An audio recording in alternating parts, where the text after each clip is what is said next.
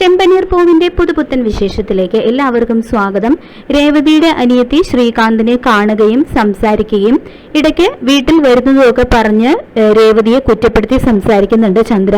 നിന്നെ പോലെ നിന്റെ അനിയത്തിയെയും ഈ വീട്ടിലേക്ക് കൊണ്ടുവരാനുള്ള ഉദ്ദേശം വല്ലതുണ്ടെങ്കിൽ അതൊന്നും നടക്കില്ല എന്നെല്ലാം ചന്ദ്രമതി പറയുമ്പോൾ ഞങ്ങൾ അങ്ങനെയൊന്നും ചിന്തിച്ചിട്ടില്ല അമ്മേ, അവർ തമ്മിൽ ഫ്രണ്ട്സാണ്, അത്രയേ ഉള്ളൂ, കാണുന്ന അമ്മയുടെ കണ്ണിനാണ് കുഴപ്പം എന്നെല്ലാം രേവതി തിരിച്ചു പറയുമ്പോൾ നിന്റെ അഹങ്കാരം ഓടുന്നുണ്ട്.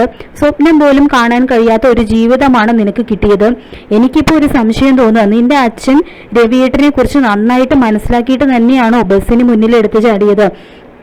അച്ഛൻ മരിച്ചു കഴിഞ്ഞാൽ പിന്നെ രവിയേട്ടൻ നിന്നെ ഈ വീട്ടിലേക്ക് മരുമകളാക്കി കൊണ്ടുവരുമല്ലോ, അതെല്ലാം നിന്റെ അച്ഛന് മനസ്സിലായിട്ടുണ്ടാവും എന്നെല്ലാം പറഞ്ഞ് ചന്ദ്ര രേവതിയെ കൊത്തി നോവിക്കുമ്പോൾ അത് കേട്ട് വല്ലാത്ത സങ്കടമാവുന്നുണ്ട് കേട്ടോ രേവതിക്ക്.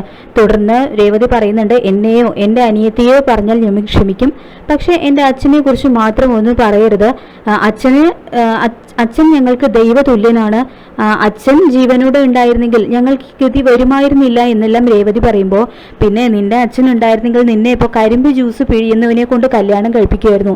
ഇതുപോലൊരു കുടുംബത്തിൽ വന്നു കയറാനുള്ള എന്ത് യോഗ്യതയാണ് നിനക്കുള്ളത്? നിന്നേക്കാൾ അഹങ്കാരിയാണ് നിന്റെ അനിയത്തി.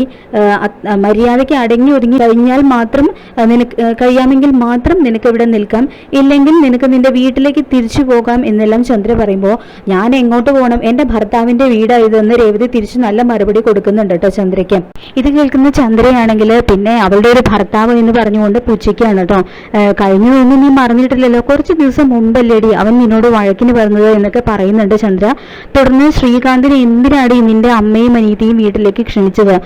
പൂക്കട കിട്ടുന്നതല്ലാതെ മറ്റു വല്ല ജോലിയും ഉണ്ടോയെന്ന് ആർക്കറിയാം എന്നെല്ലാം മുന്നിൽ വെച്ച് ഇങ്ങനെ ചന്ദ്ര സംസാരിക്കുമ്പോൾ അത് രേവതിയെ വല്ലാതെ തന്നെ വിഷമിപ്പിക്കുന്നുണ്ട്. അങ്ങനെ രേവതിയെ വല്ലാതെ തന്നെ അപമാനിക്കുന്നുണ്ട് കേട്ടോ ചന്ദ്ര. തുടർന്ന് സച്ചിയുടെ സപ്പോർട്ട് ഉണ്ടെന്ന് കരുതി ഒരുപാട് അങ്ങ് നീ നിഗളിക്കല്ലേ, അത് ഓർത്താൽ നിനക്ക് നല്ലത് എന്ന് പറഞ്ഞുകൊണ്ട് രേവതിയെ വീണ്ടും വീണ്ടും കൊത്തി നോപ്പിക്കുന്നുണ്ട് കേട്ടോ ചന്ദ്ര. ഇത് കേൾക്കുന്ന രേവതിയാണെങ്കിൽ മുറിയിൽ പോയിരുന്ന് പൊട്ടിക്കരയുന്നുണ്ട്. ശേഷം മനസ്സിൽ ഒരു ഉറച്ച തീരുമാനം എടുത്തുകൊണ്ട് നേരെ അമ്പലത്തിലേക്ക് ചെല്ലുകയാണ് കേട്ടോ. അപ്പോൾ അവിടെ രേവതി വരുന്നത് കാണുന്ന അമ്മയും ദേവും എല്ലാം രേവതിയെ പുറകെ ചെന്ന് വിളിക്കുന്നുണ്ടെങ്കിലും രേവതി ആണെങ്കിൽ അതൊന്നും കേൾക്കാതെ അമ്പലത്തിനകത്തേക്ക് തന്നെ ചെല്ലുകയാണ് കേട്ടോ. അപ്പോൾ രേവതിയുടെ അടുത്ത് നിന്ന് അമ്മ വീണ്ടും ചോദിക്കുന്നുണ്ട്, നിന്റെ മുഖം എന്താ മോളെ വാടിയിരിക്കുന്നത്, വീട്ടിൽ എന്തെങ്കിലും പ്രശ്നം ഉണ്ടായോ എന്നെല്ലാം അമ്മയും ദേവും മാറി മാറി ചോദിക്കുന്നുണ്ടെങ്കിലും രേവതിയാണെങ്കിൽ ഒരക്ഷരം പോലും മിണ്ടാതെ അമ്പലത്തിലേക്ക് ചെല്ലുകയാണ്. ശേഷം അവിടെ എത്തി അവിടെ ഒരു പാത്രത്തിൽ നിറച്ചു വെച്ചിരിക്കുന്ന വെള്ളം എടുത്ത് തലയിലൂടെ ഒഴിക്കുന്നുണ്ട് കേട്ടോ. അപ്പൊ ഇത് കണ്ട് അമ്മയും ദേവും ഒക്കെ ശരിക്കും ആശങ്കപ്പെടുന്നുണ്ട്. അവർക്കൊന്നും മനസ്സിലാകുന്നില്ല, ശരിക്കും വിഷമിക്കുന്നുണ്ട് കേട്ടോ അവർ രേവതി. തുടർന്ന് രേവതി അവിടെ എടുത്തു വെച്ചിരിക്കുന്ന ഭസ്മം എടുത്ത് നെറ്റിയിൽ പൂശിയും ശയന പ്രദക്ഷിണമൊക്കെ നടത്തുകയും ചെയ്യുന്നുണ്ട് കേട്ടോ. തുടർന്ന് എന്റെ മോൾക്ക് എന്താ സംഭവിച്ചതെന്ന് പറഞ്ഞുകൊണ്ട് അമ്മ ഇങ്ങനെ വല്ലാതെ തന്നെ ടെൻഷൻ അടിക്കുമ്പോൾ ഇത് കാണുന്ന പൂജാരി വന്നിട്ട് രേവതിക്ക് എന്തോ കടുത്ത മാനസിക പ്രയാസം ഉണ്ടായിട്ടുണ്ട്, എന്തായാലും ശയന പ്രദക്ഷിണമൊക്കെ കഴിഞ്ഞ് അവളുടെ മനസ്സൊന്ന് ശാന്തമാവട്ടെ, എന്നിട്ട് പതുക്കെ ചോദിച്ച് മനസ്സിലാക്കാം എന്ന് പറയുന്നുണ്ട് കേട്ടോ പൂജാരി അമ്മയോട്. വേഗം തന്നെ സച്ചിയെ വിളിച്ചു വരുത്താനായിട്ട് അമ്മ ദേവുവിനോട് പറയുന്നുണ്ട്. അങ്ങനെ ദേവു സച്ചിയെ വിളിക്കുന്നുണ്ട് കേട്ടോ. അപ്പോൾ ഇതേ സമയം ഓട്ടത്തിലായിരുന്ന കാറോട്ടത്തിന് പോയിരുന്ന സച്ചിയാണെങ്കിൽ ഓട്ടം മറ്റൊരാളെ ഏൽപ്പിച്ച് വേഗം തന്നെ അമ്പലത്തിലേക്ക് ചെല്ലുകയാണ്. അതിനുശേഷം രവീന്ദ്രനാണെങ്കിൽ വീട്ടിലെ പ്രശ്നങ്ങളെക്കുറിച്ചും സച്ചിയുടെ കടത്തെക്കുറിച്ചും എൻ്റെ പെൻഷൻ കാശ് കിട്ടിയിരുന്നെങ്കിൽ അത് അവന് കുറച്ചെങ്കിലും കൊടുക്കാമായിരുന്നു, അതവന് ആശ്വാസമാകുമായിരുന്നു എന്നൊക്കെ പറഞ്ഞുകൊണ്ട് തൻ്റെ വിഷമങ്ങൾ ഇങ്ങനെ പങ്കുവയ്ക്കുന്നുണ്ട് കേട്ടോ. അപ്പോൾ ഇതേ സമയം വക്കീൽ വന്നിട്ട് ലേബർ കോർട്ടിൽ രവീന്ദ്രൻ്റെ ഹർജി ഫയലിൽ സ്വീകരിച്ച് വിവരം അറിയിക്കുന്നുണ്ട് കേട്ടോ.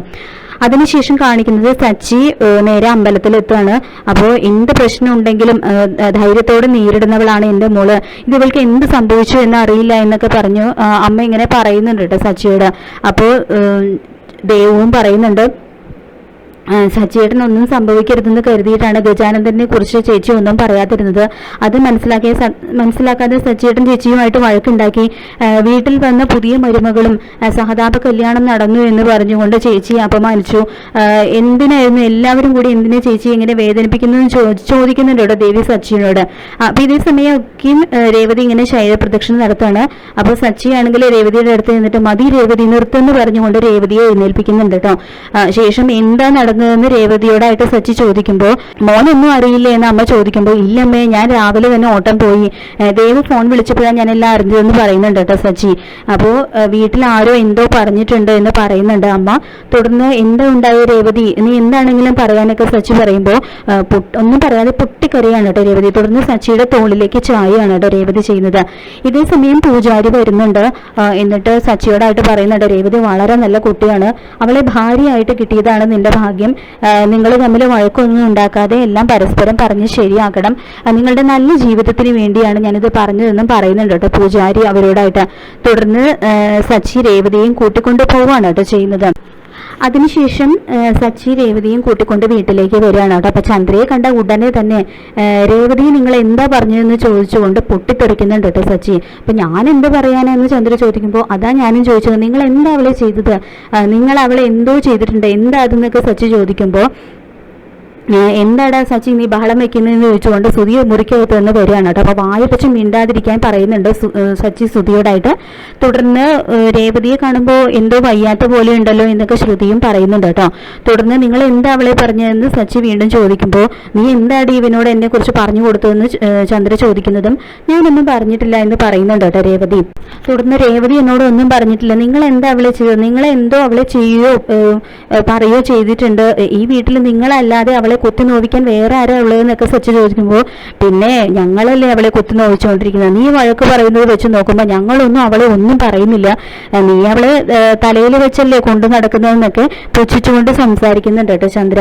അപ്പൊ ഇത് കേൾക്കുന്ന സച്ചിയാണെങ്കിൽ ഞാൻ അവളുടെ ഭർത്താവാണ്, ഞാൻ അവളെ ചിലപ്പോൾ മടിയിൽ ഇരുത്തി കൊഞ്ചിക്കും, ചിലപ്പോൾ വഴക്ക് പറയും, പക്ഷെ നിങ്ങൾ അവളെ കുറിച്ച് എന്തെങ്കിലും പറഞ്ഞാൽ ഞാൻ ചോദിച്ചിരിക്കുന്നു തന്നെ ചുട്ട മറുപടി കൊടുത്ത് ചന്ദ്രയുടെ വായടപ്പിക്കുന്നുണ്ട് കേട്ടോ സച്ചി. നിങ്ങൾക്ക് ഷോപ്പിങ്ങിന് പോവാനില്ലേ എന്ന് നിങ്ങൾക്ക് ഞാൻ വച്ചിട്ടുണ്ടെന്നും സച്ചി ചന്ദ്രയോട് പറയുന്നുണ്ട് കേട്ടോ. തുടർന്ന് ശ്രുതിയോടും ഷോപ്പിന് പോകാനായിട്ട് റെഡിയാവാൻ പറഞ്ഞ് ഇങ്ങനെ ചന്ദ്ര അവരെ പറഞ്ഞു വിടുന്നുണ്ട് കേട്ടോ. അതിനുശേഷം സച്ചി രേവതിയും കൂട്ടിക്കൊണ്ട് മുറിയിലേക്ക് ചെല്ലുകയാണ്.